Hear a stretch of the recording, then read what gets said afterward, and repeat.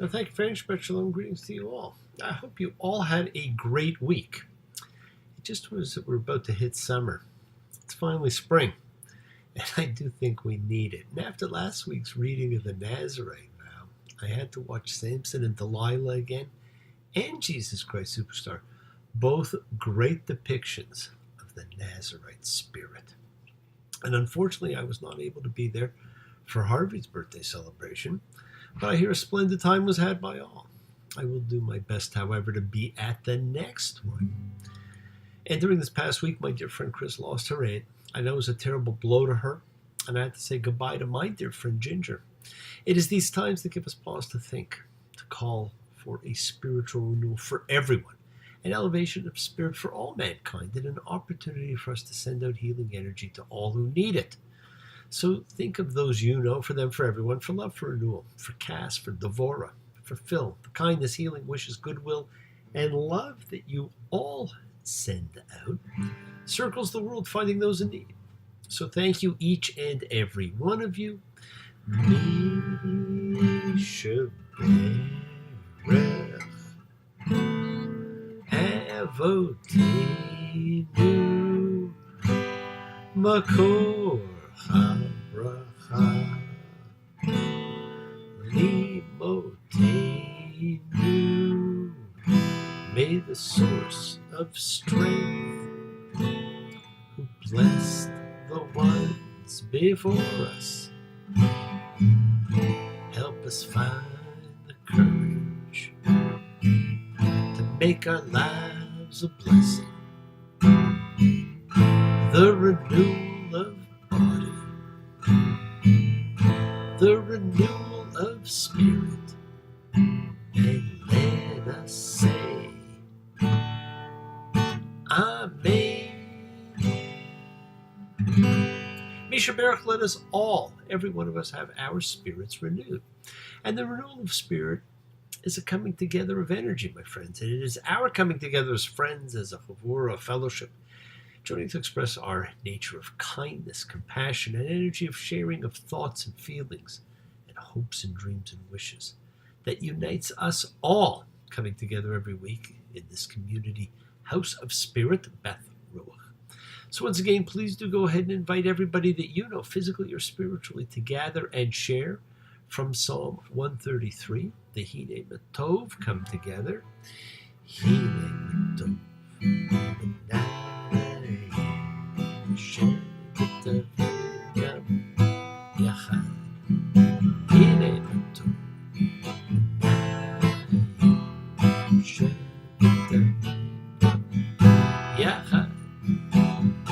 How good and pleasant it is for brothers and sisters together. Community, community, community together. So as a community, let us all spread love, goodwill, and fellowship to the entire world. Now, this week, my friends, we're getting ready for moving day as we read beha'alotcha, when you set up. So, just what is important here? Well, the first part, chapter 8, is about setting up lamps in the tabernacle and purifying and separating the priestly class, the Levites. And that's really a lot of repetition of much of what had been stated before. But we then get told exactly when we are. We know where, and now we know when. Numbers 9:1. And the Lord had spoken to Moses in the wilderness of Sinai in the second year of their exodus from the land of Egypt, in the first month, saying, okay, we're in the second year, year 2. So the entire first year was a year of stasis, of instruction, of organization, and now the people are going to move. Now notice there's a narrative symmetry in the reiteration of what's taking place. The first Passover was celebrated just before the Israelites set out on their journey from Egypt. Now they're about to move onward from the Sinai encampment in their wilderness itinerary. And again, the departure is marked by the Passover offering. Passover, Pesach, the halting, is the key date in the Bible. And the partaking in the Passover sacrifice, well, that is the primary act of affirming membership in the community of Israel. You see, in biblical times, there was no formal ceremony of conversion, as in later times, which would be required, though the law in Exodus stipulates that the stranger must be circumcised before he can partake in the Passover offering. But at this point, the first post-Exodus Passover has just taken place. The tabernacle is ready, and it is moving day at the foot of the mountain of God. The great 11-day journey that will take 40 years is about to begin. Numbers 10:11. And it was in the second year, in the second month, on the 20th of the month, that the cloud was lifted over the tabernacle of the testimony. We even know the day that they hit the road. Hit the road, Jack. Don't you come back no more, no more, no more, no more. Hit the road, Jack. Don't you come back no more. Now, baby, listen, baby, don't treat me this way.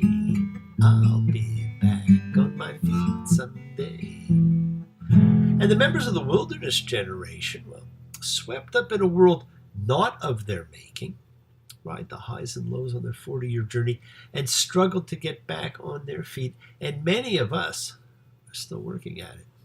Now, there are some great things in this parsha, as there are in most parshas, that take you from the height of divine providence, with Numbers 9:15 being all about miracles, to the depths of man's negative ego in Numbers 12:1, a great tale of jealousy. And there are repeated key lessons for all, as you'll see in Numbers 9:14. You shall have one law for the alien and for the citizen of the land alike.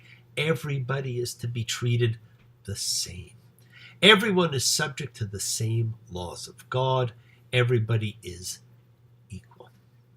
So let's take a quick look at the miracle, Numbers 9:15. And on the day that the tabernacle was set up, the cloud covered the tabernacle of the tent of the testimony, and in the evening it would be over the tabernacle like the appearance of fire until morning. So it would be always. The cloud would cover it, and the appearance of fire at night. And according to when the cloud was lifted from over the tent, after that, the children of Israel would travel, and in a place where the cloud would tent, the children of Israel would camp there. Now, friends, there would be a daily observable presence of God. Now, wouldn't all the people who cannot bring themselves to believe unless they see proof love to see that and to have been a part of that? Now, do you remember when God gave the instructions for the tabernacle, he said he would tent among the people. And here the same phrase is used. God cannot be pictured residing on earth, but we accept that he can temporarily tent among us. So there's this old saying, videra est credera, to see is to believe. But there's also the opposite. To believe is to see. Sometimes our belief, our faith, removes the cloud of fear and doubt that prevents our seeing. Now, that was one of the lessons in Indiana Jones and the Last Crusade, where the bridge could not be seen unless you believed it was there. Now, that's much harder to do, isn't it? To put your faith in faith. So not only would the miracle of God's presence be there the entire time to be seen, but it would decide when and where to go. Now that is faith. And sometimes the cloud stayed a day, sometimes a week, sometimes a month. Numbers 9:22. Whether 2 days or a month or a year, when the cloud would extend long over the tabernacle to tent over it, the children of Israel would camp and would not travel. And when it was lifted, they would travel.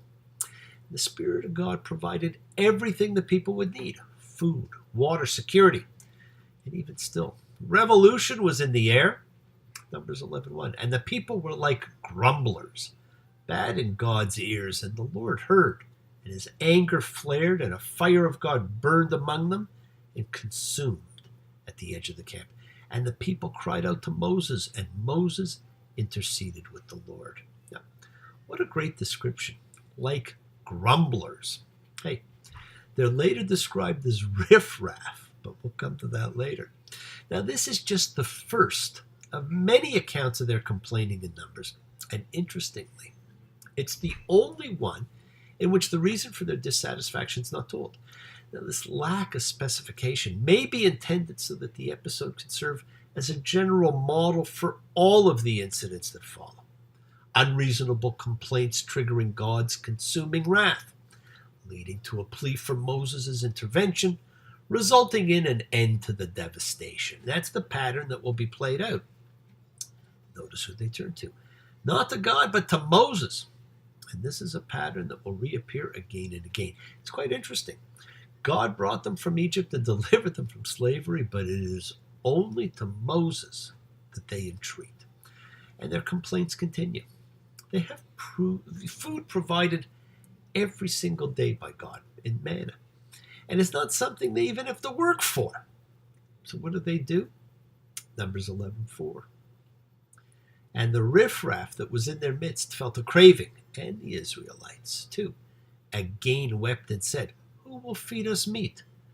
We remember the fish we used to eat in Egypt for free, the cucumbers and the melons and the leeks and the onions and the garlic. And now our throats are dry. There's nothing save the manna before our eyes." They want meat. After all, they used to eat for free. Yes, as slaves, they were fed, if you want to call that free. As freemen, they would actually have to feed themselves, except God took care of that too. Aren't they still eating for free? Makes you wonder. Now, what you cannot see in translation is the play on the word asaf, to gather. Now, we see this theme of gathering replayed throughout the balance of the Torah. And here we see the word used side by side in the context of negative gathering, the riffraff, the mob, and positive gathering, the 70 elders visited by the Spirit of God to grant temporary prophecy.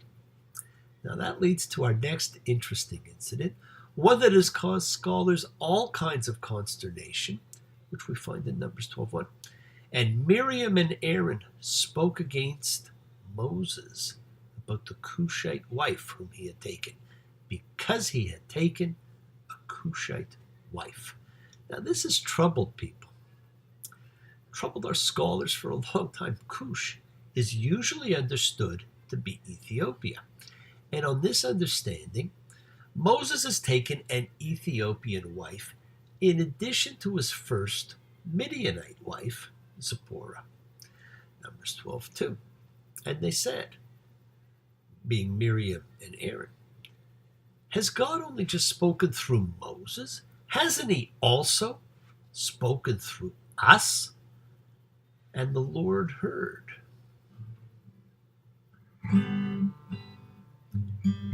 I was dreaming of the past,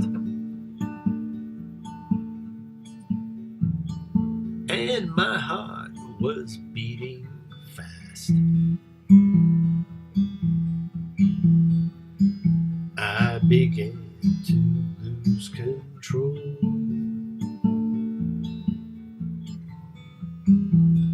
I began to lose control.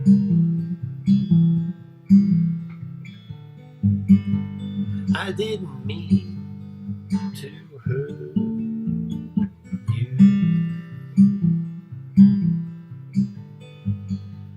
I'm sorry that I made you cry.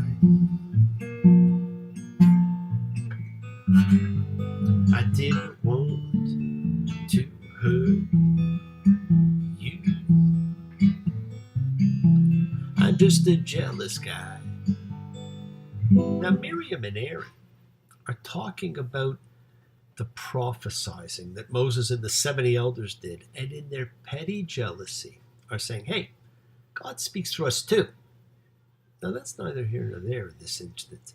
So my question is, What does this have to do with Moses' wife? Well, the answer is nothing. It's interesting and perhaps human nature that Aaron and Miriam do not voice what's really bothering them. They redirect their annoyance at Moses himself. Now, friends, the entire Bible to this point had a certain underlying theme of sibling rivalry. From the first siblings, Cain and Abel, through all the patriarchs and their children, up to now, there had been no hint of it whatsoever in the Moses story. Now it surfaces. They've made a big mistake. Miriam and Aaron have now brought God into what was a family dispute. This is a huge mistake because God appears and they suffer. Numbers 12:4. And God said suddenly to Moses and to Aaron and to Miriam, "Go out, the three of you, to the tent of meeting."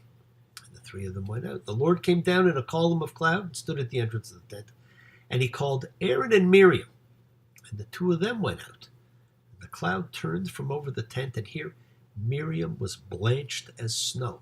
And Aaron turned to Miriam, and look, she was struck with skin blanch. Now, unfortunately, most translations say Miriam is struck with leprosy. That just does not capture the beauty of what's transpired. Miriam's left with a condition in which her flesh is devoid of pigment. Now, if we understand correctly that the Cushite wife is an Ethiopian, then this is a case of punishment to suit the crime, and karma, and a powerful biblical statement regarding racism. It's as if God says to Miriam, you don't like a woman with dark pigmentation, then you don't have to have any pigmentation. Or you don't like a woman who's black, try being completely white. Well, it looks like maybe some of the things they say are not recorded because God is punishing her for the comments about Moses' wife, which they don't really talk about. They just tell us that it was done. They don't get into it at all because they then switch to this business about, God and the prophecies. Rashi suggested that her crime was not so much jealousy as lashon hara, the evil tongue, or making derogatory speech about another person. It's bad, and we must all work not to engage in it. And of course, this all leads to what's been, known as the shortest prayer in the Bible in Numbers 12:13. And Moses cried out to the Lord, saying, "O God, heal her." El na rafa Allah. Now, the word na occurs twice in the sentence, and it's almost an untranslatable word, but it refers to a plea. So it would be like saying, "God, please heal her, please." That's really what it's kind of, but it's, "Oh God, heal her." Now, God's answer is fantastic. He knows the law. After all, he wrote them. Numbers 12:14. And God said to Moses, "And if her father had spit in her face, wouldn't she be humiliated 7 days? Well, let her be closed up 7 days outside the camp. And after that, let her be gathered back." Okay, well, she will be segregated 7 days and then returned to the community. Gathered back. We saw that theme earlier. We need to bring members of the community back, to return. What we actually all strive to do, teshuva, return. Yes, the world is sacred, so is everything in it. Express your gratitude. Light a candle, make a wish, celebrate your life and the lives of those you love. Share your feelings with them. Live free, be free, honor your freedom. Be well, be happy, be blessed. Share and honor the light. I'll live in light and continue to shine. Continue to send everybody you know goodwill and love. Pray for peace and freedom for everyone, and end to terror and hatred. Remember, friends, we are a community. We learn together, we celebrate each other, we love each other. We share this ride together, men and women equally. Let us all send out love, not fear. Send out peace, harmony, good healing to all who need it. And please do learn to forgive and learn to love. Open your hearts. Honor the relationships of your life. Tell those you love that you love them. Take advantage of the time you have. Enjoy the journey. We take the twists and turns and the patterns that weave through the fabric of our lives in our effort to grow, to learn, to love. So please do love. God bless you all. Have a fantastic week, a week of love and light, a week of peace. Keep working on manifesting your year of freedom, your new life with all its new opportunity. Remember, we do set in motion all that happens in our lives. Our intention, our cause, our effect, everything is linked. As I've said, you always have time to forgive and to be forgiven. You do have that knowledge of what is good and what is bad. So acknowledge what you have done wrong to yourself to God and to any person you've wronged, and then ask forgiveness. And do so with sincerity, accountability, and vulnerability. Forgive those that you have hurt as you learn to be forgiving and be compassionate. Do not stop your journey, my friends. Do not stop moving towards your promised land. It's there. Keep on dreaming. Keep on being. Keep sharing. Keep shining. Keep teaching. Keep spreading joy and goodwill to everybody you know. Do not follow fear. Follow love. It's always there in front of you. And remember to have faith and unwavering adherence to principle, just as I have faith, the principle of love and of all of you. So please act with purity of heart and mind. Despise none, defraud none, hate none. Cherish all. Honor every child of God, every creature of the earth. That may all peoples know peace in the air. And may you nurture kindness and love everywhere. Work to be present in the body. Expand the heart. Quiet the mind. Because the deepest source of real power lies in consciousness and the ability to be present in all circumstances. Make the most of your time in this life. Recognize your ability to be a contagion of holiness, to touch and transform the lives around you. You are forever blessed and have the ability to bring blessings to absolutely everybody you meet. The ink is black, the page is white. Together we learn to read and write. The child is black, the child is white. The whole world looks upon the sight, a beautiful sight. We are together, my friends, a diverse group of like beings sharing the same ride. Enjoy life. Spread the blessings of God. Embrace love, not fear, forgiveness, not anger. Be there for someone, because someone is always there for you, whether you know it or not. Be happy, be healthy, be helpful, be kind, and be loving. Until the next time, Shabbat Shalom and blessings to you all. Take care. Bye.